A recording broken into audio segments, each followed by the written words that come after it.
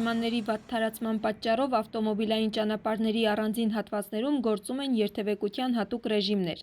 Ինտենսիվ ձյան տեղումների հետևանքով ժամանակավորապես սահմանափակվել է բոլոր տեսակի ավտոտրանսպորտի տեղաշարժը։ Բաթումի Ախալցիխեի հանգստավայր Գոդերձի Ուտղիսուբանի հատվածում, Քութայի Սիթղիբուլի Ամբրոլաուրի Կոդա Փարսխիսի Մանգլիսի Ծալկանինոց Մինդայի, ինչպես նաև Ժինվալի Բարիսախո Շատիլի, Նիչբիսի Դիդգորի և Ուշկուլի Լաստիլիի հատվածներում։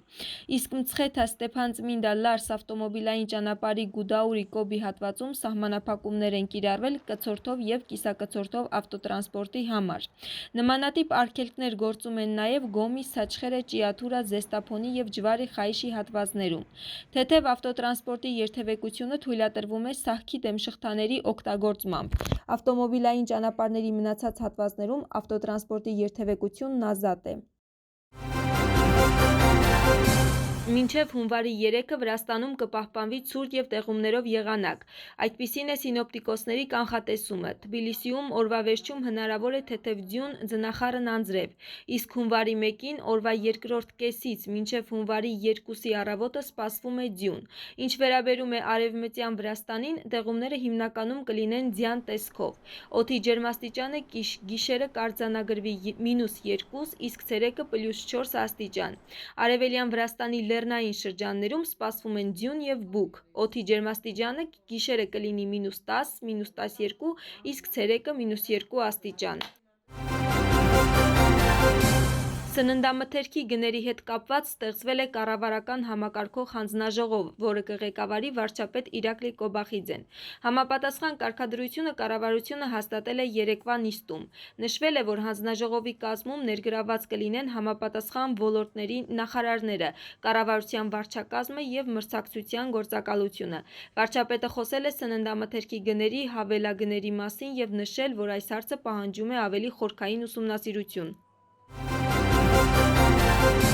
2025 թվականը ամփոփել են տնտեսության և ենթակառուցվածքների նախարարները։ Ուշադրությունը կենտրոնացվել է տնտեսական ձեռքբերումների վրա, ինչպես նաև շեշտադրվել է արաբական ներդրումների, Վրաստանի երկաթուղու արդիականացման նախագծի, ինչպես նաև զբոսաշրջության և ավիացիայի ոլորտներում գրանցված ռեկորդային ցուցանիշների վրա։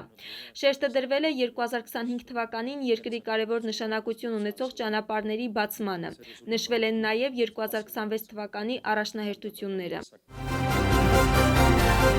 Նոյեմբերին Վրաստանի տնտեսությունն աճել է 7,2%-ով։ Տեղեկությունը տարածում է վիճակագրության ազգային ծառայությունը։ 11 ամսվա միջին ցուցանիշը սահմանվում է 7,5%-ով։ Աճի ուղղությամբ նշանակալի ներդրում են ունեցել այնպիսի ոլորտներ, ինչպիսիք են տրանսպորտն ու պահեստավորումը, վերամշակող արդյունաբերությունը, անշարժ գույքի հետ կապված գործունեությունները, ֆինանսական և ապահովագրական գործունեությունները, հանքարդյունաբերությունը։ Մինչդեռ նվազման միտում է պարզվել շինարարության և էներգետիկայի ոլորտներում։ ՆԳՆ-ն կանխել է հատկապես խոշոր չափերով թմրանյութերի ներմուծման ևս մեկ դեպք։ Իրավապահ մարմինների կողմից առգրավվել է 157 կգ հերոին, որի արժեքը այսպես կոչված սև շուկայում մոտ 50 միլիոն լարի է։ Հատկապես խոշոր չափերով թմրամիջոցների ապօրինի ձեռքբերման և պահպանման, ինչպես նաև Վրաստան ապօրինի ներմուծման մեղադրանքով ձերբակալվել է Իրանի քաղաքացի։ Քննության վարկածով բեռնատարի վարորդը հարևան երկրից հատկապես խոշոր չափերով թմրամիջոց էր բերում բեռնատարի կցորդում առկա թաքստոցի միջոցով։ Ավազակության մեղադրանքով Մարնեուլիում ձերբակալվել է 2006 թվականին ծնված անձ։ Քննությունը պարզել է, որ մեղադրյալը դանակի սպառնալիքով ավազակաբար հարձակվել է տեղի բնակչի վրա, հափշտակել է թանկարժեք իրեր և 14 000 լարի և թաքնվել դեպքի վայրից։ Քննությունն ընթանում է Քրեական օրենսգրքի 179-րդ հոդվածի առաջին մասով։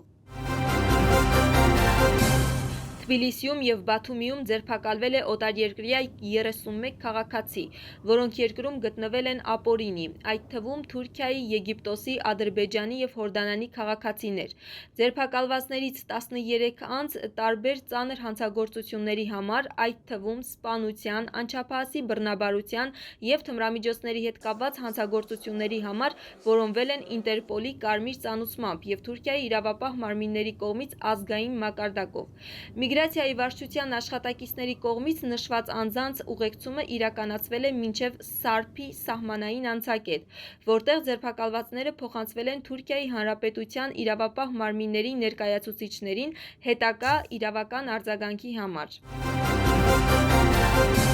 Նոր տարին նոր բնակավայրում կդիմավորի գյուղ Կարալեթիում բնակվող Գուրգենաշվիլիների 6 հոգանոց ընտանիքը։ Տուն է հանձնվել նաև բնավիճցի Ալեքսանդրե Պավլիաշվիլիին, ով տարիներ շարունակ ապրել է միայնակ վթարային շենքում։ Երկու ընտանիքներին էլ քոթեջի բանալիներն ու ամանորյա նվեր-փաթեթը փոխանցել է Գորիի համայնքապետը։ Գորիի քաղաքապետարանը 2025 թվականին նոր բնակարանով ապահովել է 5 սոցիալապես անապահով ընտանիքի։